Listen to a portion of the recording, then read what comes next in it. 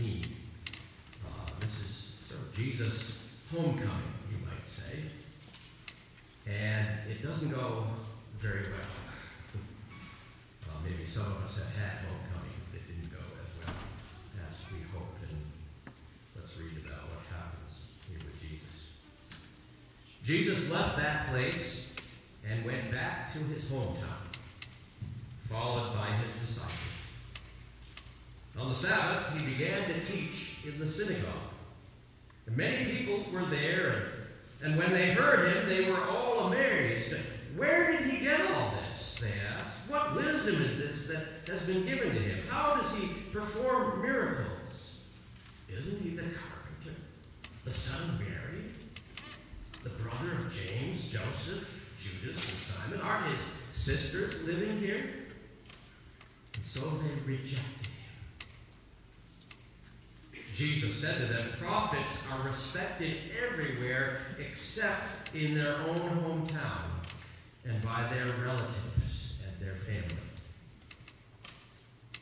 He was not able to perform any miracles there, except that he placed his hands on a few sick people and healed them. He was greatly surprised because the people did not have faith. Then Jesus went to the villages around there, teaching the people. He called the 12 disciples together and sent them out 2 by 2. He gave them authority over the evil spirits and ordered them, don't take anything with you on the trip except a walking stick. No bread, no beggar's bag, no money in your pockets. Wear sandals, but don't carry an extra shirt. He also told them, wherever you are welcome, stay in the same house until you leave that place. If you come to a town where people do not welcome you or will not listen to you, leave it and shake the dust off your feet. That will be a warning to them. So they went out and preached that people should turn away from their sins. They drove out many demons and rubbed olive oil on many sick people and healed them. May God add a blessing to the reading and the hearing of the word.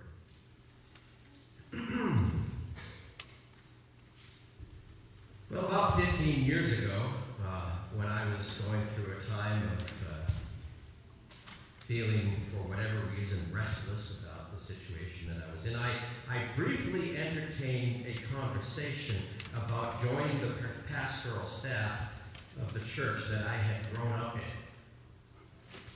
About halfway into that discussion, I decided that I needed to withdraw my name from consideration.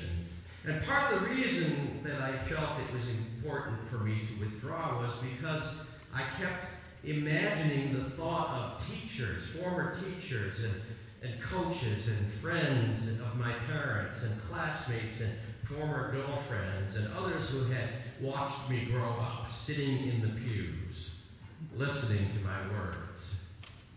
Surely those folks knew me way too well to think that I might have something credible to say, or at least so I thought. Now, I think of that because I think of that as the sort of situation Jesus found himself in. He had done a few things in his ministry, and now he made the decision to go back to his hometown of Nazareth. And while he was there, and it doesn't say whether he was invited to do this, but he probably was invited to preach at his hometown synagogue. And actually, all three of the Synoptic Gospels tell this story, although they tell it each a little bit a different way. Each one fills in a little bit more of the event. But in Mark's Gospel, it's pretty straightforward. He speaks and gives the message, and for whatever reason, he's not particularly well received. For him, it was going back to his hometown of Nazareth and to his home synagogue was not really a case of local boy made good returning home to the congratulations of his family and peers. Rather, the response he encountered was more like, well, look who's come back. Too big for his britches. But we remember where you came from, don't you forget it. Doesn't it happen like that sometimes? Sometimes we think we know all we need to know about people, don't we? We tend to kind of categorize them based on our experience and our knowledge of them. And so we say things, well, that's just Johnny. He'll never amount to anything. Or there's Susie up to her old tricks again. When will she ever learn? Or in this case, well, that's just Jesus, the carpenter. And you remember his mom. I mean, she was like this when she got married. Already pregnant. I mean, what good could come from something like that, or a kid who grew up under those circumstances? But it reminds me of the old saying, familiarity breeds contempt. Sometimes when we think we know something about someone, and we think that that's all there is to know, we miss something about them. And certainly that was the situation when Jesus was rejected by the people who supposedly knew him best, or at least who knew him the longest. He becomes the reject, and there is no record of people's opinion changing from about him as his ministry progresses. When I read the stories of Jesus' return to his hometown, I'm always reminded of the poignant verse from the first chapter of John's Gospel, where it says, Jesus came to his own, and his own did not accept him. Yes, familiarity breeds contempt, or at least it clouds our capacity to see more of a person than we think we know. And that, of course, is the hidden risk of blessings such as being brought up in a Christian home or going to church my whole life. After all, who today would we think of as Jesus' hometown crowd, as his own people? Well, maybe that would be us, the church. And does it ever happen that at least sometimes we are those who are blind to God's presence, indifferent to God's power? Is it even remotely possible that we who think we know Jesus best may at times honor him least? I think it's true. The irony is that within the Christian church, it is within the Christian church, I should say, that Jesus stands the pretty good chance of being rejected. Especially because we Christians often don't even realize we're doing it. We know Jesus, or at least a version of Jesus, so well that we don't realize that our familiarity with him, or what we think we know about him, is causing us to reject the things he really lived and died for. And since this is the 4th of July weekend, perhaps we would do well to ponder the relationship between Christians and our nation. I mentioned earlier that the hidden dangers of growing up in a Christian home or going to church our whole lives, but there's also a hidden danger in assuming that we have grown up in a Christian nation. Now, of course, there's been this ongoing debate about whether or not America was intended to be a Christian nation or not, but putting that aside, most of us grew up in a time when the church had a good deal of power and influence, where the church and the culture were far more entwined than they are now, where things like the fact that stores were closed on Sunday, and morning prayer was a feature in school, in a child's school day, and churches were filled, and the default religion of the American masses was Christianity, divided, of course, between Protestant and Catholics, with a few Jews sprinkled into the mix. Didn't you think that was just the way it was? When you were growing up, I certainly was. I know it was that way for me. And the result, for at least some of it, was an easy conflation between being a good Christian and being a good American. The two became almost synonymous in our hearts and our minds. But like I said, familiarity breeds contempt, or if contempt is too strong a word, maybe we can say that familiarity dulls our senses. It leads to thinking we know something better than we actually do. Because if you grow up steeped in what you are told is Christianity, you don't feel the need to dig into it any more deeply because it's just there, surrounding you.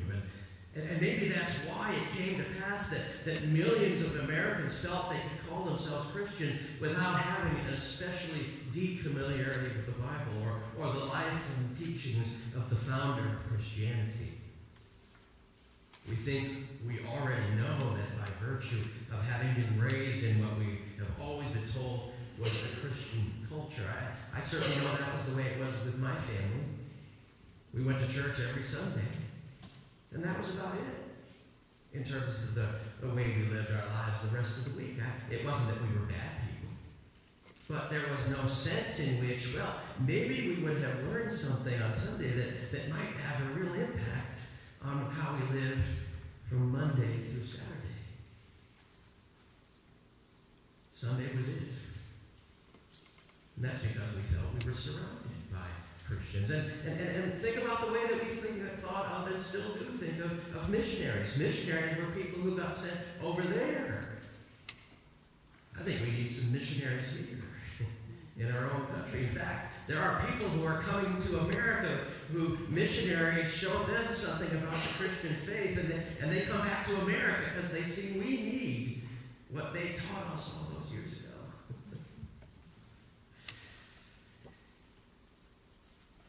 Now, it's interesting. In my experience, at least, American Christianity is different from Christianity as practiced in so many other parts of the world, particularly white American Christianity. You see, as Americans, we come to Christianity from a position of power and privilege and plenty. We forget that the gospel really was initially made to focus on the poor. That's what Jesus said. I've come to preach the gospel to the poor. We forget that the experience of Christianity for those who are in power, those who have privilege, for those who have everything going for them, is different from the way that folks experience Christianity if they're poor or marginalized. And somebody put it this way once, that the function of the gospel is to comfort the afflicted, but it's also to afflict the comfortable. And yet, all too often, what I see at least is that, well, especially white American Christians, we have a Christianity that is self-serving, that reinforces our already held opinions, that actually is used as something that justifies our behavior rather than calling us to something greater and better and bigger than we are. American Christianity, and we're not alone in this, but we're talking about America, and we live in America, and it is the 4th of July, the day after. American Christianity has sometimes affirmed the American way, even when that way departs from the way of Jesus, as in the example of slavery and segregation and militarism and materialism. Like I said, we're not the only ones who have done these things, but they are consistent features of our church in the American history. And when that happens, it means that we have chosen a version of Christianity that is different from Jesus. And the funny thing, or the tragic thing, is that we've done it in Jesus' name. You've heard me share, maybe you're familiar with Annie Lamott's brilliant quote. She says, "You can safely assume that you've created God in your image when it turns out that God hates all the same people you do." And here's the big problem in all of this. If we read our passage, as Mark puts it, in the midst of this rejection on the part of the home crowd, Jesus, what did he say, was not able to perform any miracles there except for a handful. Somehow the rejection of the hometown crowd seems to limit Jesus' power. Now think about that. Limiting Jesus' Jesus' power. Jesus, the one who could raise a little girl from the dead with a word. Jesus, the one who could heal a woman who had been bleeding for years. All she had to do was touch the hem of his garment. Jesus' power was limited by this rejection.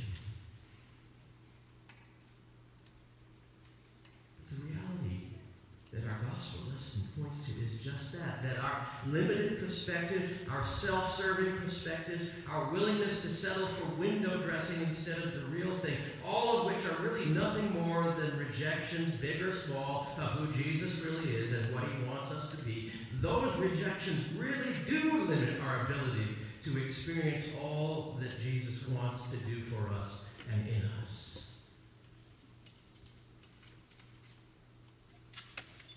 In his spiritual autobiography, Now and Then, Frederick Buechner writes of his off-the-beaten-path encounter with Agnes Sanford, a Christian healer. The most vivid image she presented, writes Buechner, was of Jesus standing in church services all over Christendom with his hands tied behind his back, unable to do any mighty works because the ministers who led the services either didn't expect him to do them or didn't dare ask him to do them. Think about that image for a moment. Jesus standing in his church, his hands tied behind his back.